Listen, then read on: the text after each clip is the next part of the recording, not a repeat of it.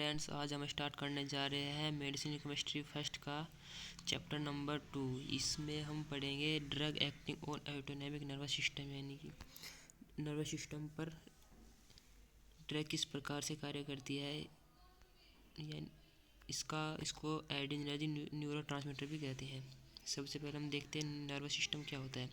Nervous system हमारा दो part से मिलकर बना होता है। पहला पार्ट इसमें सेंट्रल नर्वस सिस्टम का होता है, दूसरा पार्ट पेरिफेरल नर्वस सिस्टम का होता है। सेंट्रल नर्वस सिस्टम क्या होता है, जो हमारे बॉडी के बीच में प्रेजेंट होता है उसको सेंट्रल नर्वस सिस्टम कहते हैं। और पेरिफेरल नर्वस सिस्टम जो सेंट्रल नर्वस सिस्टम से को छोड़कर हमारी बॉडी में अन्य जगहों पर होता है उसको पेरिफेरल नर्वस सिस्टम कहते हैं। सेंट्रल नर्वस सिस्टम दो प्रकार का होता है, इसमें ब्रेन स्पाइनल कॉर्ड होता है और पेरिफेरल में somatic nervous system. Somatic nervous system का काम होता है कंट्रोल करता है हमारी वॉलंटरी मूवमेंट को, और ऑटोनॉमिक नर्वस सिस्टम ये कंट्रोल करता है इनवॉलंटरी मूवमेंट को। ऑटोनॉमिक नर्वस सिस्टम को भी दो भाग में डिवाइड किया गया है। इसमें पहला है सिंपैथेटिक नर्वस सिस्टम और दूसरा है पैरासिम्पैथेटिक नर्वस सिस्टम। आज हम यहाँ पर ऑटोनॉमिक नर्वस सिस्टम के बारे में डिस्कस करेंगे। ऑटोनॉमिक नर्वस सिस्टम के पार्ट्स फर्स्ट यानी कि सिंपैथेटिक नर्वस सिस्टम के बारे में डिस्कस करेंगे। इससे पहले हम देखते हैं न्यूरोट्रांसमीटर क्या होता है। न्यूरोट्रांसमीटर दो शब्द से मिलकर बना होता है, जिसमें पहला शब्द है न्यूरॉन। न्यूरो का मतलब होता है न्यूरॉन। जो हमारे ब्रेन में प्रेजेंट होते हैं उनको न्यूरॉन कहते हैं। और ट्रांसमिट का मतलब ट्रांसफ़र करते हैं इन्फॉर्मेशन को, यानी कि जो इन्फॉर्मेशन को एक न्यूरॉन से दूसरे न्यूरॉन के बीच ट्रांसफ़र करते हैं, उसी को न्यूरोट्रांसमीटर कहते हैं। Neurotransmitter are a chemical messenger that transmit signal from a neuron to the target cell. यानी कि न्यूरोट्रांसमीटर एक केमिकल मैसेंजर है जो ट्रांसमिट होता है सिग्नल के द्वारा एक न्यूरॉन से दूसरे न्यूरॉन में, जो टारगेट करता है सेल को अक्रॉस द साइनेप्स, यानी कि साइनेप्स को अक्रॉस करके। ये दो प्रकार के होते हैं, पहला सिंपैथेटिक और दूसरा होता है पैरासिम्पैथेटिक। सिंपैथेटिक में होता है एड्रेनर्जिक न्यूरोट्रांसमीटर और पैरासिम्पैथेटिक में होता है कोलिनर्जिक न्यूरोट्रांसमीटर। ये डायग्राम बना हुआ है यहाँ पर न्यूरॉन का। ये फर्स्ट न्यूरॉन है, ये हमारी पहली न्यूरॉन, ये हमारी दूसरी न्यूरॉन। इसमें क्या हो रहा है, पहले इसमें जो बीच में गोले गोले से है ये, इनको साइनेप्टिक वेसल्स बोलते हैं। इनके अंदर क्या होता है, इनके अंदर ही हमारा न्यूरो ट्रांसमीटर यानी कि न्यूरो ट्रांसमीटर केमिकल मैसेंजर भरा होता है, जो कि साइनेप्टिक क्लिप के द्वारा बंधा हुआ रहता है। जैसे ही ये न्यूरॉन के नज़दीक आते हैं वैसे ही ये न्यूरॉन के समीप आकर एक्सपोज हो जाते हैं और उनमें से केमिकल निकलता है, जो कि अगले न्यूरॉन के रिसेप्टर पर जाकर बाइंड होता है। जैसे इसमें डोपामिन एक यहाँ पर केमिकल मैसेंजर है, जो कि डोपामिन रिसेप्टर जाकर अटैच हुआ है। ये डोपामिन क्या करता है, हमारे इमोशनल थॉट आदि को कंट्रोल करके रखता है। अब हम देखते हैं एड्रेनर्जिक न्यूरोट्रांसमीटर क्या होता है। एड्रेनर्जिक न्यूरोट्रांसमीटर जैसे कि हमारे इपिनेफ्रिन हो गया, नोरेपिनेफ्रिन और डोपामिन हो गया है, ये हमारे एड्रेनर्जिक न्यूरोट्रांसमीटर होता है। कैटेकोलामीन क्या होता है, it is a mono amino neurotransmitter. यह मोनो एमिनो न्यूरोट्रांसमीटर होता है विच इज जो मिलकर बना होता है कैटेकोलिंग से, is present with A side chain of amine. यानी कि कैटेकोलामीन एक इसमें कैटेकोलामीन होती है और दूसरी होती है इसमें एमीन, यानी कि इन दो चीज़ से मिलकर हमारा कैटेकोलामीन बनता है।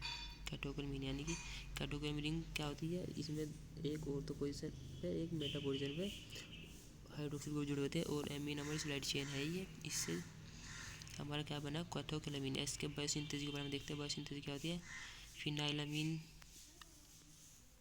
फिनाइलामीन जैसे फिनाइलामीन पर हाइड्रोक्सिलेज का मतलब हाइड्रोक्सिल ग्रुप का जुड़ना ही हाइड्रोक्सिलेज कहलाता है। हाइड्रोक्सिलेज एंजाइम आता है तो बनता है टायरोसिन में। यहाँ पर देख सकते हो OH अटैच हो गया तो बन गया टायरोसिन में, ठीक है। टायरोसिन पर जैसे ही हाइड्रोक्सिल अटके फिर इस पर हाइड्रोक्सिलेज एंजाइम है, यानी कि एक और OH ग्रुप जुड़ गया इस पर, इस वाले पोजीशन पे। एक तो जुड़ ही रहा था, एक यहाँ पर जुड़ गया तो बन गया डोपा। फिर डोपा का हमने डिकार्बोक्सिलेज करा। डिकार्बोक्सिलेज का मतलब CO2 का रिमूव होना है ऐसे यहाँ पर, यानी कि यहाँ से CO2 ये हमारा ये वाला समूह इधर से निकल गया CO2, तो CO2 निकल गया तो यहाँ पर CH2 NH2 आ गया, CH2 NH2 इस वाले पोर्शन उठाकर CH2 NH2 आ गया, ये बन गया डोपामीन हमारा। फिर डोपामीन को हमने बीटा हाइड्रोक्सिलेज करवाया, बीटा हाइड्रोक्सिल यानी कि बीटा कार्बन पर हमने हाइड्रोक्सिल यानी कि एक और OH ग्रुप जोड़ दिया बीटा कार्बन पर, ये अल्फा कार्बन ये बीटा कार्बन, इस पर हमने OH ग्रुप जोड़ दिया तो बन गया नॉरएपिनेफ्रिन का हमने अनमिथाइल ट्रांसफरेज करवाया तो बन गया एपिनेफ्रिन, यानी कि हमने NH2 पर मिथाइल ग्रुप जोड़ दिया, यहाँ पर देखिए CH3 जोड़ दिया तो बन गया एपिनेफ्रिन। ये और यही हमारा न्यूरोट्रांसमीटर है, कैटाबोलिज्म ऑफ कैटेकोलेमिन। इसका मतलब होता है किस प्रकार कैटाबोलिज्म, हमारा कैटेकोलेमिन किस प्रकार कैटाबोलिज्म यानी किस प्रकार बनता है। यहाँ पर देखिए जैसे नॉरएपिनेफ्रिन हो गया, इस पर हमने COMT मतलब एक एंजाइम है, जैसे COMT फुल फॉर्म है कैटाकोल ऑर्थोमिथाइल ट्रांसफरेज, इस पर हमने ट्रांसफरेज करवाया तो बनकर नॉरमेटानेफ्रिन में। यहाँ पर यानी कि इस पर इस वाली पोजीशन पर इस वाले हाइड्रोक्सिल ग्रुप पर CH3 अटैच हो गया तो बन गया नॉरमेटानेफ्रिन। और जब हमने इस पर AO का ट्रांसफरेज करवाया एंजाइम है, AO का मतलब है मोनो एमिनो ऑक्सीडेज का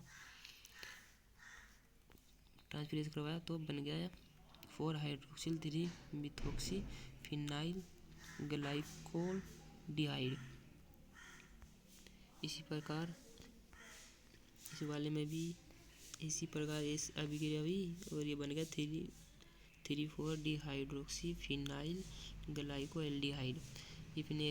इसी प्रकार हमने इपिनेफ्रिन का COMT करवाया और AO करवाया तो ये कन्वर्ट हो गया मेटानेफ्रिन में। एक बार इसको देख लेना, एड्रेनर्जिक न्यूरोट्रांसमीटर इनको अल्फा बीटा भी कहते हैं। इनका किस प्रकार डिस्ट्रीब्यूशन है, adrenergic receptor are those receptors in which adrenergic drug or neurotransmitter will bind directly to induce action। यानी कि इसका मतलब है एड्रेनर्जिक न्यूरोरिसेप्टर होते हैं जिनसे न्यूरोट्रांसमीटर जुड़ करके एक्शन शो करते हैं, उनको ही एड्रेनर्जिक रिसेप्टर कहते हैं। 2 टाइप्स ऑफ रिसेप्टर, ये 2 प्रकार होते हैं, अल्फा और बीटा रिसेप्टर। अल्फा भी 2 प्रकार होते हैं, अल्फा 1 अल्फा 2। अल्फा 1 कहाँ पर प्रेजेंट होते हैं, स्मूथ मसल्स में, INS में, ब्लड वेसल में, लीवर में, ब्लैडर में और यूट्रस में। क्या काम करते हैं, एक्जिटेटरी का काम करेंगे, यानी कि उनको एग्जिट करेंगे। जबकि अल्फा 2 ब्लड वेसल्स में प्रेजेंट होते हैं, इनहिबिटरी का काम करेंगे, यानी कि वहाँ पर इनहिबिशन का काम करेंगे। जबकि बीटा 2 रिसेप्टर 3 प्रकार के होते हैं, बीटा 1 बीटा 2 बीटा 3। ये मायोकार्डियम हार्ट में प्रेजेंट होते हैं, वहाँ पर ये एक्जिटेटरी का एक्शन शो करेंगे। जबकि ब्रोंकाई बीटा 2 ब्रोंकाई में, वेस्कुलर स्मूथ मसल्स में, यूट्रस में, GIT में, वहाँ पर ये इनहिबिशन का एक्शन शो करेंगे। और बीटा 3 फैट सेल में, वहाँ पर ये एक्जिटेटरी का एक्शन शो करेंगे। अब पढ़ते हैं हम